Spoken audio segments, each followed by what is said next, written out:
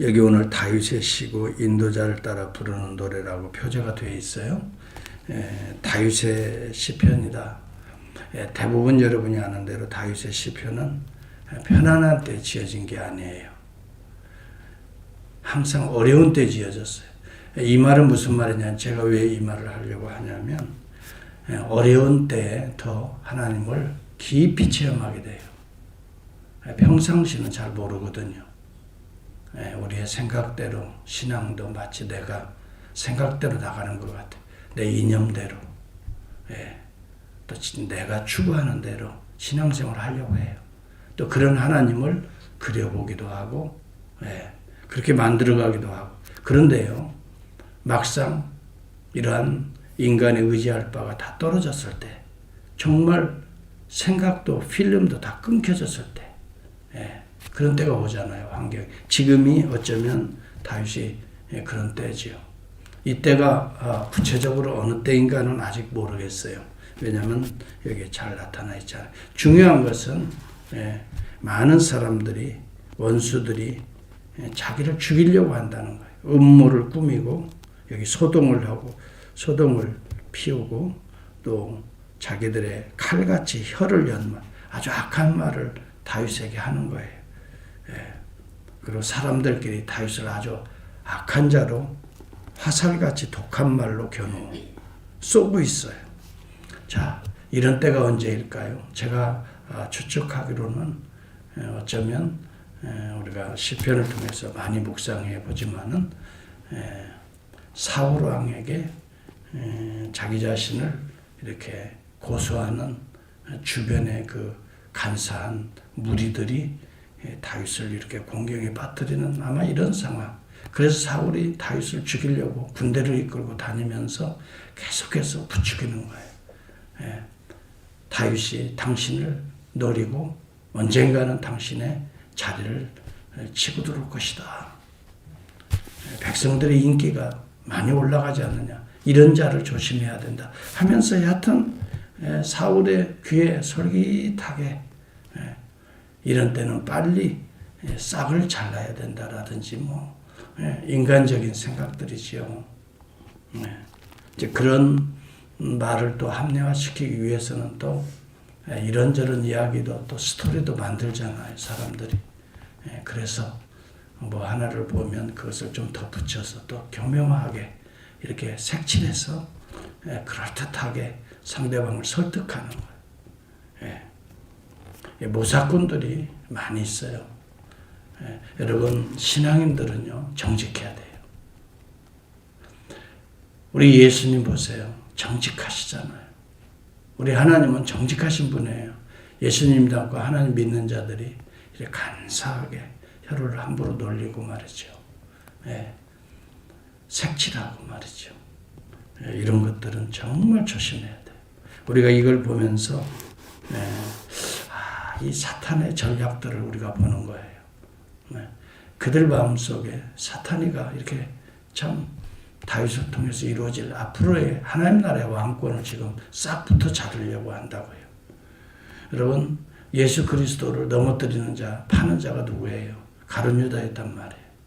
성경을 보면 가룟유다 속에 사탄이 들어가 그를 팔려는 생각을 넣었던 이러거든요.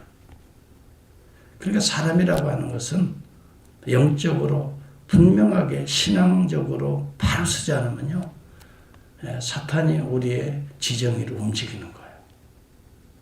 사탄이 어디 있냐 뭐 보여달라고 말하지만 사탄은 영물이에요. 우리의 생각을 어느 때 분노하게 만들고요, 어느 때 아주 미워하게 만들고요, 어느 때는요 좌절하게 만들고요. 여기 본문에도 보면 그래서 자기의 마음속에 두려움이 생긴 거예요. 하나님이요, 내 마음에 근심이 있습니다. 두려움이 있습니다. 이 두려움에서 내 생명을 보존해 달라고 지금 기도하는 내용이에요. 여러분, 중요한 것은 외부에서 어떤 자극이 오더라도 내 마음의 중심에 두려움이 오고 근심이 올 때 주의 이름을 부르고 하나님의 구원을 붙들면 두려움은 사라지고 근심은 사라져요. 인간은 누구나 이런 소리를 듣고 애매한 고난을 당할 때에 분노가 생겨요. 또 미운 마음이 생겨요. 보복하고 싶은 생각이 생겨요. 내가 그렇게 안 했는데도 불구하고 그럴 수 있어? 하면서 보복하려는 마음이 또 생기는, 두고 봐라. 그러면서 은근히 그러지 않은 것처럼 행동을 하지만 그 마음속에는 그런 게 있거든요. 두고 봐. 내가 언젠가는 가만히 안 있을 거야. 라든지. 그리고 그런 기회가 오면 또 이게 은근히 사탄은 그 부추겨요. 너 제가 옛날에 저랬잖아. 하면서 우리 마음을 어떻게 만들어요? 잘 됐다라고. 기회는 이때라 하고 보복하는 그런 이 더러운 인간의 이런 모습들이 여기 시편을 보면 다 드러나요. 우리 혀를 잘 놀려야 돼요. 우리 그리스도인들의 베드로가 말하기를 내가 말을 하려면 하나님이 말하는 것처럼 말하라 그랬어요. 우리가 내 입에 다윗도 파수꾼을 세워달라고 기도하고 있어요. 우리는 이 언어가 대단히 중요해요. 왜 그러냐면 사람이 용기를 얻고 다운되고 좌절하고 하는 거 말에 달려 있어요. 말 한마디가 얼마나 중요한지 모릅니다. 여러분 모두가 낙심 중에 있을 때에 하나님이 살아계시다. 우리가 하나님을 믿고 의지하자. 이 한마디가 믿음으로 확 달라지는 거예요. 두려움이 사라지고 근심 걱정이 사라지고 이 한마디가 그 사람의 그 생각을 바꿔버리는 거예요. 여러분 그렇기 때문에 믿음의 언어를 써야 됩니다. 우리 그리스도인들은 절대 안 돼. 부정적인 언어 쓰면 큰일 납니다. 하나님을 부정적으로 만드는 겁니다. 하나님은 절대적으로 선을 이루시는 하나님이시지 그리스도인들을 망하게 하시는 하나님이 아니에요. 그렇다면 하나님이 뭐하러 구원하셨겠어요? 뭐하러 우리를 부르셨겠어요? 여러분 분명히 생각하세요. 하나님의 주권, 그 다음에 하나님의 목적을 생각하세요. 그러면 문제의 해답은 나오는 거예요. 우리가 어려움을 겪습니다. 그렇다면 하나님이 주권 섭리하에 이 문제가 있지. 두 번째, 하나님은 이것을 통해서 선을 이루시지. 이 두 가지 생각하면 우리는 하나님 앞에 기도하고 우리가 겸손해질 수밖에 없어요. 왜? 하나님 의지해야 되니까. 여기 본문에도 보면 다윗은 그러므로 이 두려움에서 나를 내 생명을 보존해달라고 그는 기도합니다. 악한 자들의 이 꾀가 성립되지 못하도록, 성사되지 못하도록. 그런데요, 절대 악한 자의 꾀는 성사될 것 같아요. 누가 우리를 보리요. 숨은 곳에서 온전한 자를 쏘며 갑자기 쏘고 두려워하지 않은도다. 5절에 보면 그들은 악한 목적으로 서로 격려하며 괜찮아. 이번 일만 잘 되면 남몰래 올무놓기를 함께 의논하고 하는 말이 누가 우리를 보리요. 하나님이 보고 계신데, 하나님이 듣고 계신데, 하나님의 배후의 주권 섭리를 모르는 거예요. 하나님이 살아계심을 그들은 안 믿는 거예요. 그리스도인들 가운데도 이런다면 그들은 실제적으로 하나님을 안 믿고 있는 거예요. 그래서 우리가 말조심하고 행동을 하나님 앞에서 해야 돼요. 여러분 함부로 말하고 함부로 행동하는 건 하나님을 실제적으로는 부인하는 행위입니다. 이것을 유실론적 무실론자라 이렇게 말합니다. 겉으로는 주의 이름을 부르고 그럴듯한 직분을 갖고 있어도요. 속으로는 무실론을 갖고 있어요. 하나님이 안 계신 거예요. 하나님이 계시면 그렇게 말 못하죠. 하나님이 계시면 그렇게 생각도 못해요. 하나님이 살아계시면 그렇게 행동 못하죠. 어떻게 두려워 벌벌 떱니까? 하나님 믿는 사람이. 홍해 앞에서 어떻게 벌벌 떱니까? 하나님의 살아계심을 믿는데. 코로나19 앞에서 왜 두려워하고 벌벌 떨고 큰일 났다고 하고 망했다고 하고 왜 이렇게 좌절합니까? 하나님 믿는 사람이. 그 속에는 하나님이 없기 때문에 그래요. 당장 눈에 보이는 것만 보는 자예요. 영적으로 그 배후에 하나님이 살아계심을 믿는다면 어떠한 환경, 어떠한 정말 역경에서도요. 주의 이름을 부르면서 주님 앞에서 당당하게 진실하게 정직하게 행동하는 거죠. 여러분 누가 우리를 보리요 하지만 하나님이 보고 계셨어요. 여기 본문에 보니까 그러나 하나님이 그들을 쏘시리니 7절을 보세요. 그들이 갑자기 화살에 상하리로다. 여러분 하나님이 안 보는 것 같이 독화살을 품고 당겼는데 하나님이 그를 쏘는 거예요. 여러분 우리가 알아야 됩니다. 하나님은 살아계십니다. 정말 저는 그것을 가면 갈수록 더 깊이 체험합니다. 하나님은 살아계시구나. 하나님은 역사하고 계시구나. 이야, 정말 하나님은 주권적으로 섭리하고 계시구나. 내가 하나님을 사랑하고 나에게 주어진 사명으로 내 사랑하는 성도들 사랑하고 그들 위해서 기도하고 이웃을 내 몸처럼 사랑하고 진리를 선포하고 내 정도의 길을 가기만 하면 하나님은 일을 행하신다, 이루신다. 여러분 하나님은 드러내시는 하나님이에요. 언젠가 우리의 모든 것들을 다 드러내시는 거예요. 믿음이 진짜 있는 자들은요. 수모와 어려움이 있어도 끝까지 충성할 때 마지막에는 그걸 드러내시는 거예요. 하나님 그를 높여주시는 거예요. 하나님께서 그의 이름을 여러분 땅에 짓밟히게 하지 않습니다. 우리 신앙인의 삶은 마지막입니다. 마지막에 하나님이 들어주실 때까지 현재는 어려움이 있어도 현재는 진흙바탕에 둥그런 것 같아도 하나님이 나중에는 보석처럼 빼어서 닦아주실 때 환하게 그 아름다움이 빛나게 될 그날을 바라보는 것이 신앙인의 삶인 거거든요. 여러분 요즘의 세상은요 불신의 시대입니다. 자기가 최고라고 생각해요. 자기 생각이 진리라고 믿고 있어요. 그런 시대예요. 다 그거 붙들고 살아가요. 지금 이것이 우상인 거예요. 여러분 우리가 붙들 건 하나님의 말씀 외에는 없습니다. 기준입니다. 어제도 제가 주일날 기준은 말씀이에요. 하나님의 말씀의 법칙을 우리는 잘 알아야 돼요. 우리는 하나님 앞에서 살아야 됩니다. 지금 어려움을 당한다고 낙심하지 마세요. 하나님이 보고 계시고 알고 계시고 듣고 계시고 또 때가 되면 하나님이 행하시는 하나님이세요. 여러분 출애굽기 3장을 한번 잠깐 저는 어려울 때마다 이 말씀을 묵상하고 그렇지 하고 다시 내 마음을 추스립니다. 출애굽기 3장 하나님이 모세를 부르실 때 뭐라고 말씀했어요? 7절을 보세요. 꼭 하나님이 구원하실 때는 이 말씀을 하시더라고요. 7절 같이 합니다. 시작. 여호와께서 이르시되 내가 애굽에 있는 내 백성의 고통을 분명히 보고 그러지 보고 계셔요.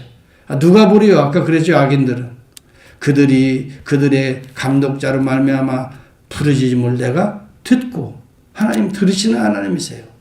그리고 그 근심을 알고 여러분 하나님이 알면 됐어요. 그렇잖아요. 사람은 몰라요. 다 자기 프레임으로 보기 때문에 제대로 이해 못해요. 하나님 알고 계세요. 그 다음에요. 행동하시는 하나님. 8절에 보세요. 내가 내려가서. 그렇다면 해답은 끝났잖아요. 됐잖아요. 하나님 알고 계시고 보고 계시고 듣고 계시면. 그렇기 때문에 우리가 사람들에게 환경에 따라서 때로는 두려움이 오고 때로는 수모를 당해도 걱정할 거 없어요. 하나님이 보고 계시고 하나님이 듣고 계시고 알고 계시고 그 다음에 하나님이 때가 되면 하나님이 지금 우리를 연단시키거든요. 그걸 통해서 우리 자신을 더 겸손하게 만들고요. 그걸 통해서 우리를 더 가까이 하나님 앞에 나오게 하시고요. 그걸 통해서 우리의 연약함도 더 알고 깨닫고 더 하나님 의지하라고 우리를 자꾸 연단시키시거든요. 맷돌로 때로는 우리를 가셔서 우리를 어떻게 해요? 고운 모양으로 만드신다. 예수님과 같이 소재물로 만드신다 그랬어요. 이게 잔 번연이 한 이야기입니다. 때로는 우리를 맷돌로 가르신다 그랬어요. 그래서 고운 가루로 하나님 앞에 드려질 소재로 만드신다. 참 정말 귀한 말이라고 나는 생각해요. 여러분 그렇기 때문에 그것을 원망할 필요도 없어요. 왜 하필? 이것은 수준 낮은 생각이에요. 이야, 하나님이 나를 맷돌로 가셔서 고운 가루로 그래서 아름다운 소재로 하나님이 나를 쓰시려고 하시는구나. 여러분 로마서 8장에도 보면 하나님을 사랑하는 자 곧 그 뜻대로 부르심을 입은 자들에게는 모든 것이 합력하여 선을 이룬다고 그랬잖아요. 마침내 하나님은 그 목표를 하나님 당신께서 이루시는 거예요.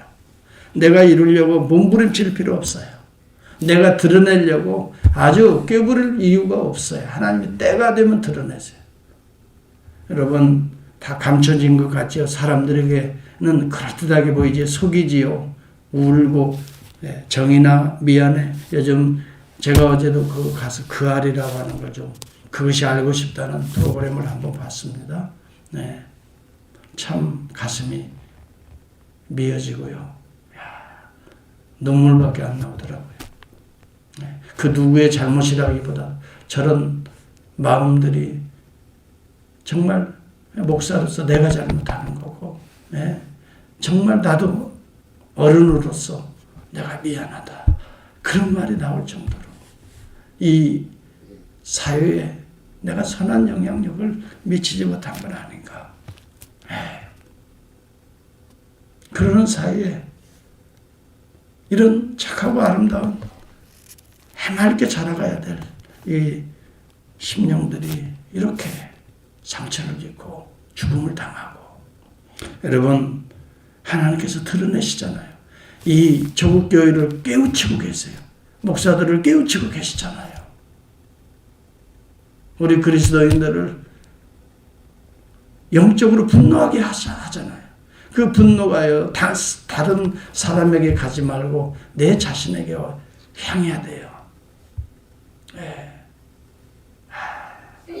그래서 우리는 또 깨닫고 우리 자신을 맷돌로 갈아서 고운 소재물이 되어서 하나님 앞에 영광이 되도록, 하나님은 지금 알고 계시고 하나님은 듣고 계시고 하나님은 때가 되면 내려오시는 분이시고 행하시고 마침내 그 뜻을 이루시는데 우리가 쓰임받아야 되잖아요.